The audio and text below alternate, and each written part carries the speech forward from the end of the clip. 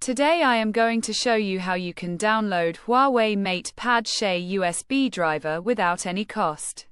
Follow up. Flashyet.com. We have completed our guide. Don't forget to like, comment, and subscribe.